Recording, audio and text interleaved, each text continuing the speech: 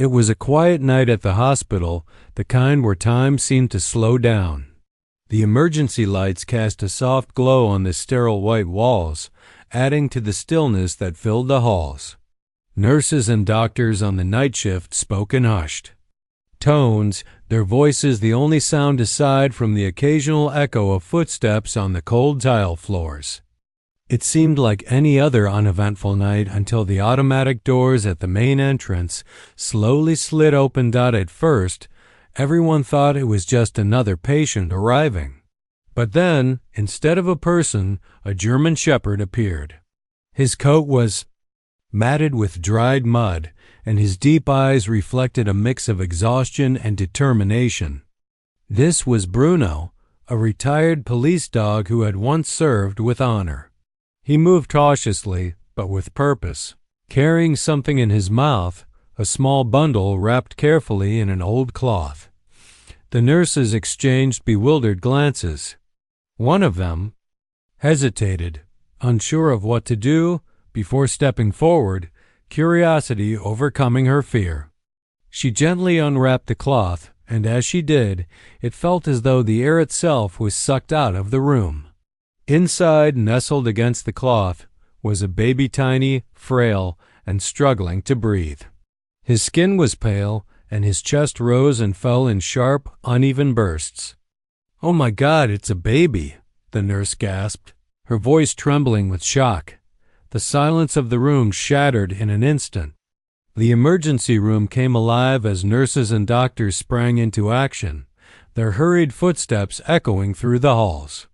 Equipment was rushed into place, voices grew firm, and every movement became urgent. The fight to save the baby began, each second passing like a ticking clock, unforgiving and fast. No one could quite believe what they were seeing. A dog had walked into the hospital, carrying a baby on the brink of death. Bruno stood still, silent and calm, showing no signs of panic or aggression. But in his eyes there was something else, something unmistakable. A plea, a desperate, unspoken cry for help. It was impossible to ignore. "Quick, check his breathing and heart rate," one of the doctors barked, snapping the team into full gear. A nurse knelt beside the bundle, her hand shaking as she carefully unwrapped the cloth. The baby's skin was cold to the touch, his tiny body covered in dirt. His breathing was faint and erratic. "This child is severely dehydrated and malnourished," the lead doctor said, his voice grave. "We need an IV now. Stabilize his respiration immediately." The heart monitor began to emit a slow, fragile beep, a chilling reminder of how close the baby was to slipping away. A nurse gently inserted an IV line while another quickly attached an oxygen mask to the baby's face, adjusting the flow with steady, practiced hands. The room fell into intense silence, the atmosphere thick with urgency. Time no longer felt like it was moving, it was pressing down on them, relentless. Meanwhile, Bruno remained at the entrance, unmoving. His gaze never left the child. He stood, perfectly still, ears alert, his eyes filled with a quiet intensity that almost seemed human. He didn't bark, didn't pace. He simply watched, as though he understood every decision being made, every action being taken.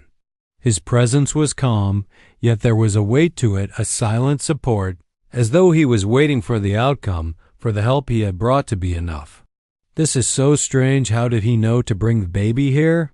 One of the nurses whispered, her voice filled with awe. No one could answer, but deep down, they all understood Bruno had come here with purpose. This was his mission, and he wasn't leaving until he saw it through. As medical team continued working with precision and urgency, one of the nurses kept glancing toward the entrance. Bruno hadn't moved an inch. He remained stationed near the door, his strong frame still, his gaze never leaving the child. There was something in his posture, calm and wavering, and oddly reassuring. He wasn't a stray who had wandered in. He was standing guard. He hasn't flinched. A young nurse murmured under her breath, "It's like he understands what's going on, and somehow It felt true that cows in the room contrasted sharply with Bruno's quiet presence amid the beeping monitors, the clatter of medical tools, and the hurried footsteps of doctors and nurses. Bruno's silence spoke louder than anything else his eyes didn't show fear. They showed urgency, a deep, soulful kind of awareness that made even the most skeptical staff pause and wonder. This dog's been trained. One officer said, "You can tell he's not just smart, he's disciplined." They were right. Bruno was no ordinary dog. He hadn't served in law enforcement, trained to protect, to sense danger, to stay calm under pressure, and now he was here on a different kind of mission, one that no training manual could ever truly prepare him for. Still, he waited.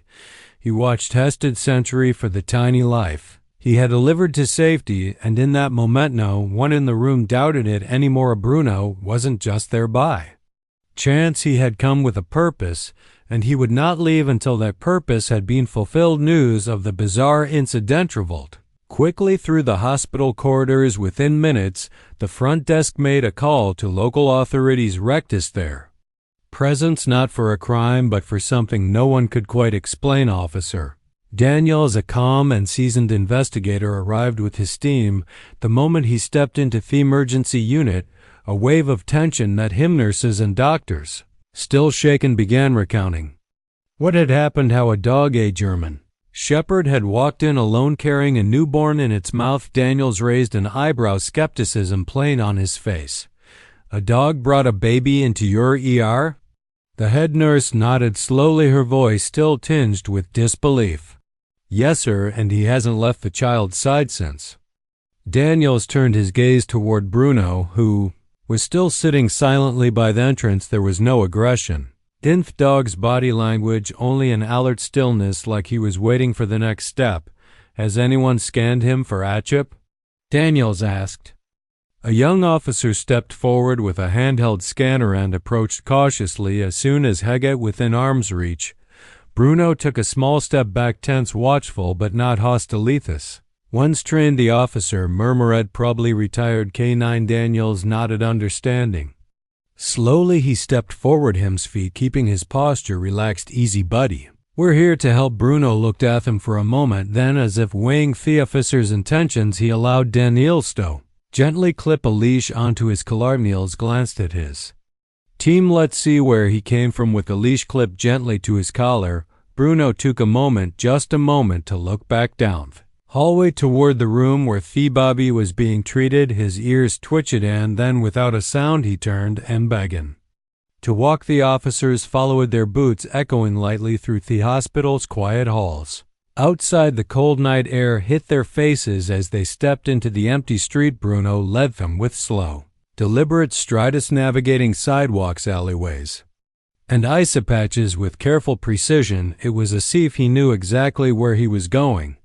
"He's not wandering," Officer Daniels muttered to the younger officer beside him. "He's retracing his path." They crossed several blocks, passing through quiet neighborhoods and vacant intersections, their patrol car lights casting long shadows behind them. Bruno never looked back. His pace was steady, driven. Finally, he stopped in front of an old, weather-beaten house on the outskirts of town. The structure sagged with age, its porch steps splintered, and the front door hung slightly ajar, creaking softly in the wind. "This is it," Daniel said quietly. The officers exchanged glances. Flashlights were drawn as they cautiously approached the entrance. Thesmal hit them first. Mildew, stale air, the faint odor of rotting food. Inside, the living room was in disarray, furniture pushed aside, empty wrappers on the floor, a broken heater humming weakly. Bruno walked ahead of them, unbothered by the mess. He moved through the cluttered hallway and paused in a small, dimly lit room at the back of the house. In the corner sat a dusty crib surrounded basins of recent life, an empty baby bottle, a crumpled blanket, and a worn stuffed animal. Bruno approached the crib, lowered himself beside it, and lay down. Didn't whimper or move, just stared quietly toward the shadows of the room, as if waiting for someone who hadn't come back yet. His job, it seemed, was not yet done. The beam of Officer Daniels' flashlight moved slowly across the back room, revealing the quiet weight of desperation that clung to every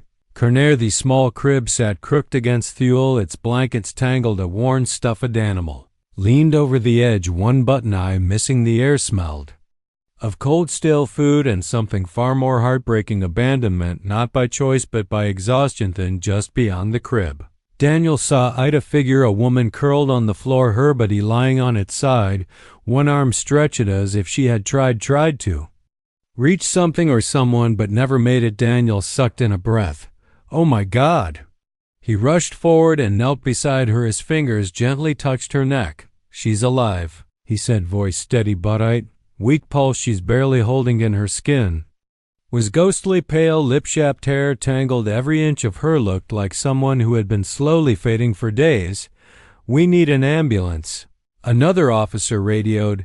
Now, while the others checked the rest of the house, Daniel stayed by her side. His eyes fell on the small signs scattered around the room. Baby wipes, formula cans, a cracked bottle on the floor. She hadn't left. She hadn't run. She had tried to stay true to care, tried to survive, but her body had given up before her will ever did.